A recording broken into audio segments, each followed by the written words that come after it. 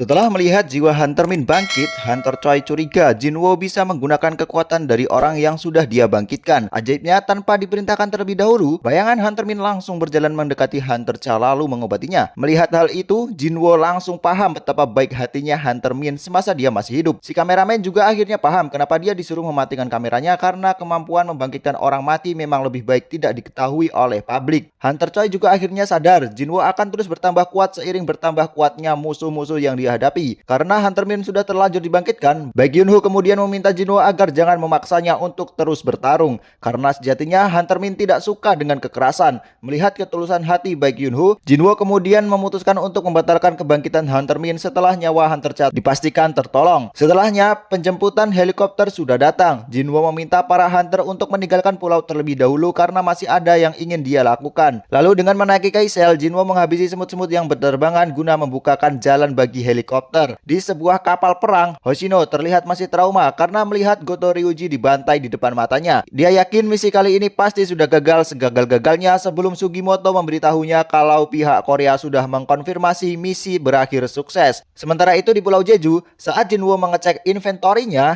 dia baru sadar kalau ada longsword Raja Iblis Baran yang belum pernah dia pakai. Akhirnya dia memakai pedang tersebut untuk membereskan semua telur semut yang masih tersisa. Di suatu tempat, direktur dari birokrat manajemen Hunter Amerika terlihat terkagum-kagum melihat siaran ulangnya Jinwo. Sementara agennya Michael Connor ternyata sengaja menunjukkan video tersebut kepadanya karena dia yakin sang direktur pasti akan tertarik untuk merekrut Jinwo. Dan salah satu senjata yang akan Amerika gunakan untuk merayu Jinwo adalah informasi tentang ayahnya Jinwo yang tidak dimiliki oleh negara manapun. Di waktu yang sama, setelah membereskan semua semut yang ada di Pulau Jeju, Jinwo akhirnya mencapai level 100. Kemudian Jinwo berjalan mendekati mayat si Raja Semut untuk membangkitkannya. Setelah berhasil membangkitkannya, kini Jinwo memiliki seorang jenderal di dalam pasukan bayangannya. Setelah sukses membangkitkan si Raja Semut, Jinwo bermaksud ingin segera membangkitkan ratunya. Namun, langkahnya langsung terhenti karena si Raja Semut tiba-tiba berbicara dan meminta Jinwo untuk memberikannya nama. Jinwo jelas heran karena baru kali ini ada prajurit bayangan yang bisa berbicara.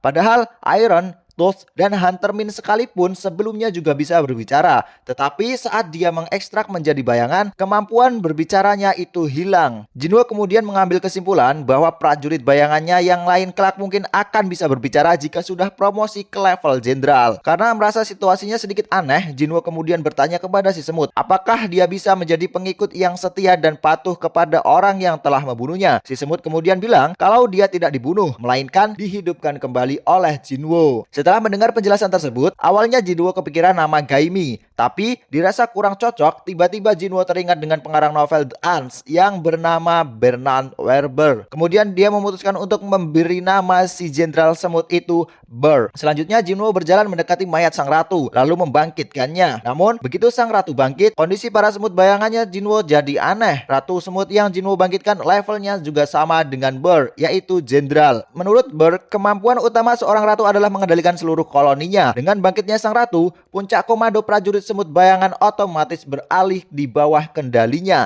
Selain itu, kekuatan magic ratu semut yang sangat besar pada dasarnya hanya digunakan untuk bereproduksi. Namun, karena sudah menjadi prajurit bayangan, dia jadi kehilangan kemampuannya itu. Mendengar penjelasan dari Burr, karena tidak ada faedahnya lagi membangkitkan si ratu semut, Jinwo memutuskan untuk membatalkan ekstrasinya. Jinwo melihat para pasukan bayangannya sedang mengumpulkan kristal sihir. Namun Jinwo langsung melarangnya karena kristal itu akan digunakan untuk membangun ulang Pulau Jeju dan sebagai alat kompensasi atas kerusakan yang disebabkan gate ini. Menurut Jinwo, item yang dia dapat setelah mengalahkan Bird sudah cukup. Melalui info yang Beru berikan, saat ini masih ada 4.000-an semut yang tercerai-berai karena kehilangan pemimpinnya. Jinwo kemudian memberi tugas kepada Beru untuk membasmi semut-semut tersebut. Di waktu yang sama, para hunter dan kapal perang yang tengah berjaga di tengah laut mulai dikerubuti oleh para semut yang kabur. Tidak sedikit dari para semut itu yang bahkan sudah terbang sampai ke pesisir pulau utama Korea. Dan kelompok Pak Song dan Juhai yang ketiban apes diserbu oleh rombongan semut tersebut. Namun entah apa yang terjadi, rombongan semut itu tiba-tiba dicincang oleh sesuatu yang bergerak dengan sangat cepat. Yang tidak lain dan tidak bukan adalah Beru. Butuh 2 hari untuk membasmi semua semut yang kabur dari Pulau Jeju, yang bahkan sudah ada yang terbang sampai ke daratan utama Cina. Di momen inilah kita bisa melihat sekilas aksi dari sang hunter terkuat Cina, yaitu yaitu Liu Zigang, yang bisa dengan mudah menghabisi segerombolan semut terbang yang tersaji di depannya. Sementara itu di Amerika, seorang asisten yang terlihat cukup cantik memberitahu atasannya kalau kakaknya Huang Dongso kemungkinan dihabisi oleh Jinwo, sehingga alasan Dongso mengincar Jinwo adalah murni karena dia ingin balas dendam. Ternyata asisten itu bernama Laura dan orang yang sedang berbicara dengannya adalah Thomas Andre, ketua Serikat Scavengers yang merupakan hunter level nasional dari Amerika Serikat. Thomas Andre bilang Huang Dongso adalah milik Serikat Scavengers dan Serikat Scavengers adalah miliknya.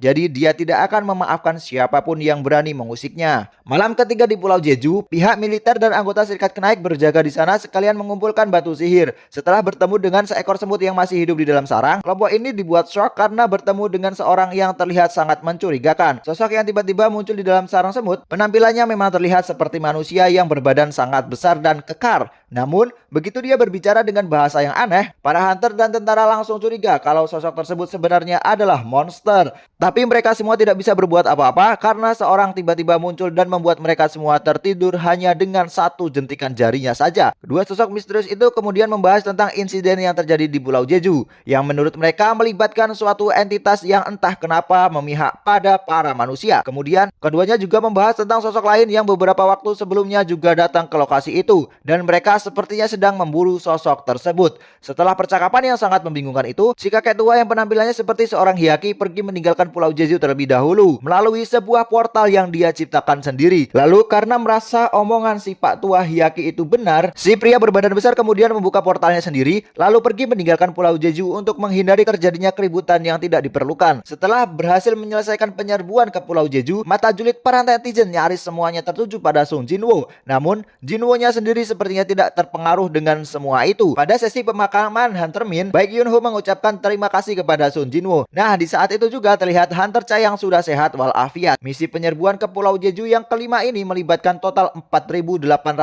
hunter, di mana 727 diantaranya hanyalah hunter biasa. Sementara itu, 64 hunter dan 32 penduduk sipil dikonfirmasi tewas dalam kejadian ini. Meskipun ini adalah sebuah tragedi, tetapi jumlah korbannya ternyata paling sedikit dibandingkan dengan 4 percobaan penyerbuan sebelumnya. Nah, setelah acara pemakaman Hunter Min, Jinwo berbicara dengan Go Gun-hye untuk membahas tentang serikat baru yang akan dia bentuk. Karena Jinwo seorang hunter rank S, dia tidak perlu mengurus lisensi ketua serikat seperti Jinho, pihak asosiasi yang akan mengurus semuanya. Pada kesempatan ini, Go Gun-hye bertanya, apakah Jinwo lupa mencabut sihir pelindung atau semacamnya di Pulau Jeju? Karena mereka yang ditugaskan di sana tiba-tiba tidak sadarkan diri. Namun Jinwo bilang dia tidak mempunyai sihir seperti itu. Sesaat setelahnya, Go Gun-hye pamit pergi duluan karena ada jadwal pertemuan dengan seorang tamu. Kemudian saat berada di parkiran, seorang bule menghampiri Jinwo. Dia adalah agen senior dari Biro Hunter Amerika Serikat yang bernama Adam White. Adam White bilang Amerika memiliki informasi yang sangat rahasia yang kemungkinan besar Hunter Sun Jinwo ingin mengetahuinya. Si agen kemudian mengajak Jinwo untuk pergi ke suatu tempat karena wakil direktur Biro Hunter Amerika yang begitu kagum dengan aksinya di Pulau Jeju ingin berbicara secara langsung. Dalam perjalanannya, Adam White bertanya kepada Jinwo apakah dia pernah mendengar seorang hunter yang memiliki kemampuan untuk meningkatkan kekuatan hunter alias seorang upgrader. Mendengar pertanyaan itu, Jinwo terkejut. Keberadaan upgrader inilah yang ternyata akan digunakan sebagai kartu as bagi pihak Amerika untuk merekrut Jinwo. Begitu bertemu dengan Michael Carter